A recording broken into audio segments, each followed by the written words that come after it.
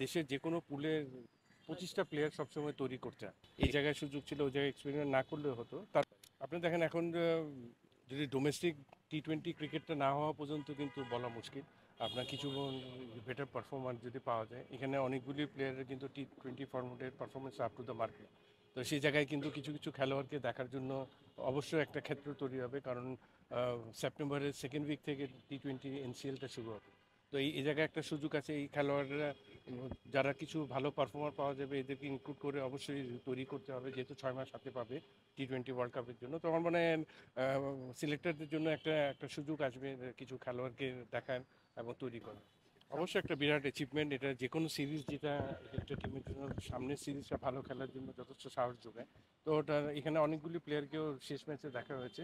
তো আমার মনে হয় এই জায়গায় ওই এক্সপেরিমেন্টটা না করে, কারণ পাকিস্তানের সাথে একটা সুযোগ ছিল একটা ভালো সিরিজ শেষ করার, এই জায়গায় সুযোগ ছিল, ওই জায়গায় এক্সপেরিমেন্ট না করলেও হতো। তারপরে আমি বলবো যে যেহেতু সামনে আর বেশি সময় নেই, যে বিশ্বকাপের সামনে এশিয়া কাপ আছে, তো সেই জায়গায় আমার মনে হয় যে পুরো কমপ্লিট একটা 20 জনের একটা পুল করে আগানো উচিত এবং বেস্ট পসিবল প্লেয়ারদের সুযোগ দেওয়া উচিত ম্যাক্সিমাম ম্যাচগুলো। কিন্তু ভেরি ইম্পর্টেন্ট পার্ট সিলেকশন প্যানেলের 25টা প্লেয়ারকে রেডি না করলে আপনার এই ফরম্যাটটার মধ্যে, কারণ সবার থেকে সবসময় আপনার একই পারফরমেন্স পাবেন না। তো সেই জায়গায় কিন্তু তৈরি করা খেলোয়াড়কে কিন্তু ইন অ্যান্ড আউট করতে হয়। তো আমার মনে হয় যে এখানে টিম ম্যানেজমেন্টের যথেষ্ট দায়িত্ব আছে, যে সমস্ত জায়গায় ল্যাকিংস আছে, যে কোনো যে কোনো পজিশনে যদি প্লেয়ারের অভাব থাকে ওই জায়গায় তৈরি করা খেলোয়াড়দের সিলেক্টরদের সাথে আন্ডারস্ট্যান্ডিং করে কিন্তু ওইভাবে তৈরি করতে হবে। এখানে কিন্তু একটা সুযোগ নাই যে বাইরে থেকে ওকে নিলাম, ওকে ঢুকালাম, ওকে বার করলাম, ওই সুযোগটা নেই।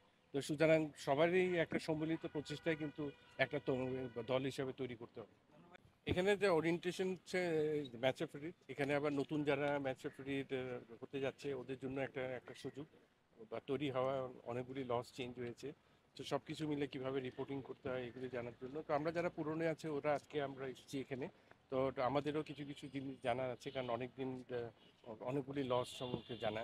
তো সব কিছু মিলে যথেষ্ট ভালো একটা ওয়ার্কশপ, এবং এটা যারা ম্যাচ রেফারি হবে এবং যারা ক্রিকেটের টেকনিক্যাল সাইডগুলির সাথে জড়িত থাকবে ওদের জন্য যথেষ্ট উপকৃত একটা ওয়ার্কশপ এটা।